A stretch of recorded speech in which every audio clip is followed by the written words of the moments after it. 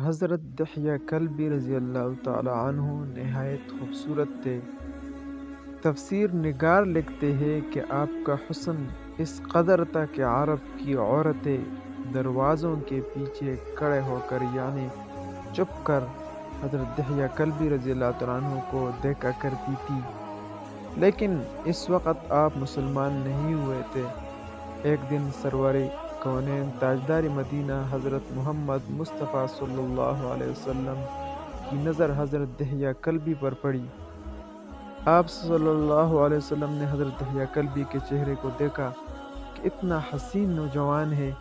آپ نے رات کو اللہ سے بارگاہ میں دعا مانگی، یا اللہ اتنا خوبصورت نوجوان بنایا ہے، اس کے دل میں اسلام کی محبت ڈال دے، اسے مسلمان کر دے، اتنے حسین نوجوان کو جہنم سے بچا لے۔ رات کو آپ نے دعا فرمائی۔ صبح حضرت دحیہ کلبی رضی اللہ تعالیٰ عنہ آپ صلی اللہ علیہ وسلم کی خدمت میں حاضر ہو گئے۔ حضرت دحیہ کلبی رضی اللہ تعالیٰ عنہ کہنے لگے، اے اللہ کے رسول بتائیے، آپ صلی اللہ علیہ وسلم کے احکام لے کر آئے ہیں۔ آپ صلی اللہ علیہ وسلم نے فرمایا، میں اللہ کا رسول ہوں اور اللہ واحد ہے، اس کا کوئی شریک نہیں۔ پھر توحید و رسالت کے بارے میں حضرت دحیہ کلبی کو بتایا۔ حضرت دحیہ نے فرمایا، اللہ کے نبی، میں مسلمان تو ہو جاؤں، لیکن ایک بات کا ہر وقت ڈر لگتا ہے، ایک گناہ میں نے ایسا کیا ہے کہ آپ کا اللہ مجھے معاف نہیں کرے گا۔ آپ صلی اللہ علیہ وسلم نے فرمایا، اے دحیہ بتا تو نے کیسا گناہ کیا ہے؟ تو حضرت دحیہ کلبی نے کہا، یا رسول اللہ، میں اپنے قبیلے کا سربراہ ہوں اور ہمارے ہاں بیٹیوں کی پیدائش پر انہیں زندہ دفن کیا جاتا ہے۔ میں کیونکہ قبیلے کا سردار ہوں، اس لیے میں نے 70 گھروں کی بیٹیوں کو زندہ دفن کیا ہے۔ آپ صلی اللہ علیہ وسلم، آپ کا رب مجھے کبھی معاف نہیں کرے گا؟ اسی وقت حضرت جبریل امین علیہ السلام حاضر ہوئے۔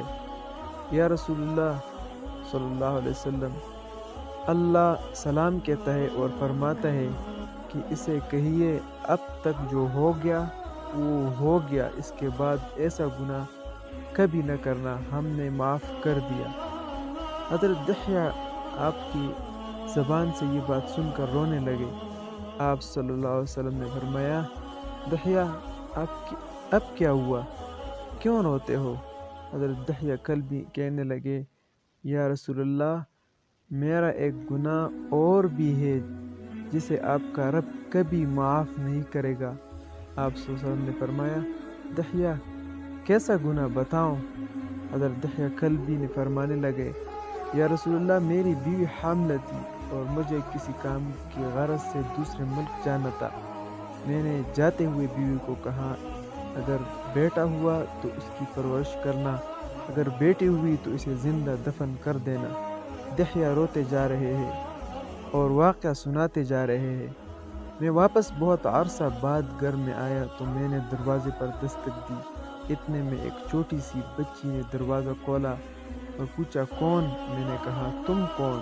وہ بچی بولی، میں اس گھر کے مالک کی بیٹی ہوں، آپ کون ہیں؟ دحیہ فرمانے لگے، یا رسول اللہ صلی اللہ علیہ وسلم، میرے منہ سے نکل گیا، اگر تم بیٹی ہو اس گھر کے مالک کی تو میں مالک ہوں اس گھر کا۔ یا رسول اللہ، میرے منہ سے یہ بات نکلنے کی دیر تھی کہ وہ چھوٹی سی اس بچی نے میری ٹانگوں سے مجھے پکڑ لیا اور بولنے لگی، بابا بابا بابا، آپ کہاں چلے گئے تھے؟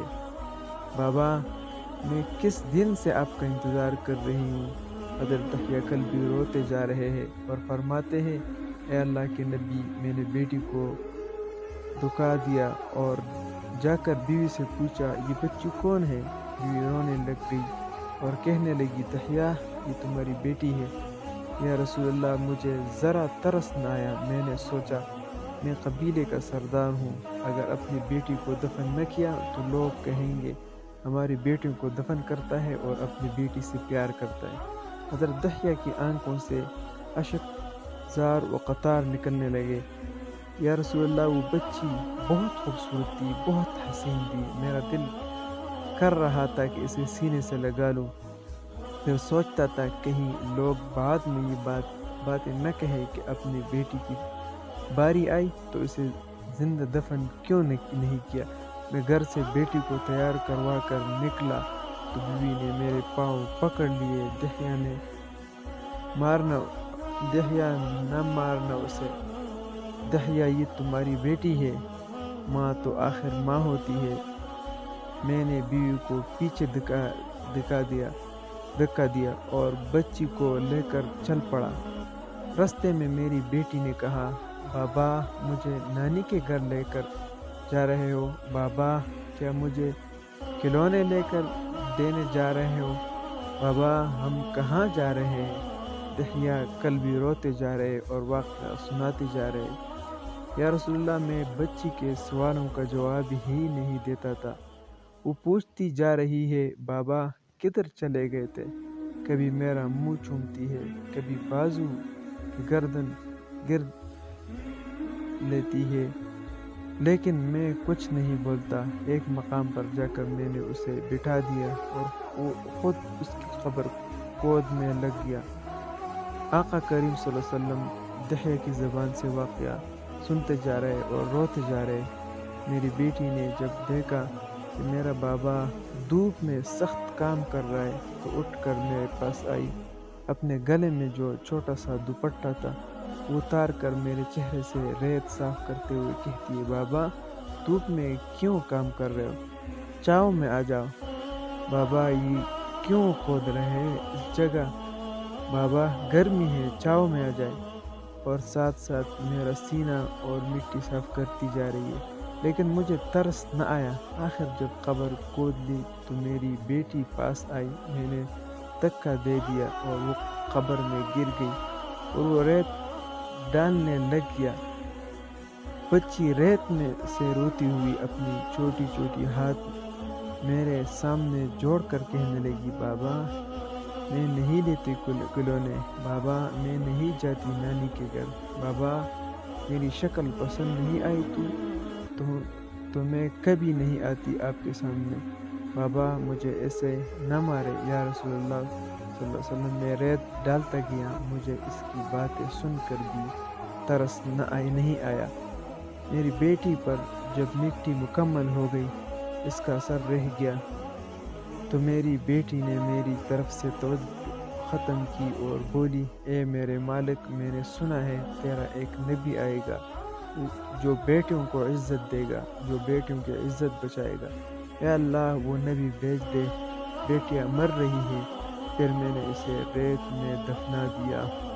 حضرت دحیہ کلبی رضی اللہ عنہ واقعہ سناتے ہوئے بے انتہا روئے۔ یہ واقعہ جب بتا دیا، دیکھا آپ صلی اللہ علیہ وسلم اتنا رو رہے ہیں کہ آپ کی داڑھی مبارک آنسو سے گیلی ہو گئی۔ آپ نے فرمایا، دحیہ ذرا پھر سے اپنی بیٹی کا واقعہ سنا، اس بیٹی کا واقعہ جو مجھ محمد کے انتظار میں دنیا سے چلی گئی۔ آپ صلی اللہ علیہ وسلم نے 3 دفعہ یہ واقعہ سنا اور اتنا روئے کہ آپ کو دیکھ کر صحابہ کرام اجمعین رونے لگ گئے اور کہنے لگے، اے دحیہ کیوں رلاتا ہے؟ ہمارے آقا کو ہم سے برداشت نہیں ہو رہا۔ آپ صلی اللہ علیہ وسلم نے حضرت دحیہ سے 3 بار واقعہ سنا تو حضرت دحیہ کی رو کر کوئی حالت نہ رہی۔ اتنے میں حضرت جبرائیل علیہ السلام حاضر ہوئے اور فرمایا، یا رسول اللہ سلام کہتا ہے اور فرماتا ہے کہ اے محبوب صلی اللہ علیہ وسلم، دحیہ کو کہہ دے کہ اس وقت تک جب اس نے اللہ اور آپ کو نہیں مانا تھا، اب مجھ کو اور آپ کو اس نے مان لیا ہے تو دحیہ کا یہ گناہ بھی ہم نے معاف کر دیا۔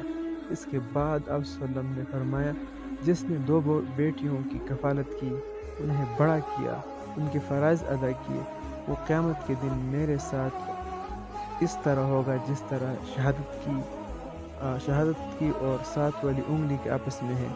جس نے 2 بیٹیوں کی پرورش کی، اس کی یہ اہمیت ہے، تو جس نے 3 یا 4 5 بیٹیوں کی پرورش کی، اس کی کیا اہمیت ہوگی۔ بیٹیوں کی پیدائش پر گھبرایا نہ کرے، انہیں والدین پر بڑا مان ہوتا ہے۔ اور یہ بیٹیاں اللہ کی خاص رحمت ہوتی ہے۔ اللہ رب العزت ہم سب کی زندگی میں آسانی عطا فرمائے، آمین ثم آمین۔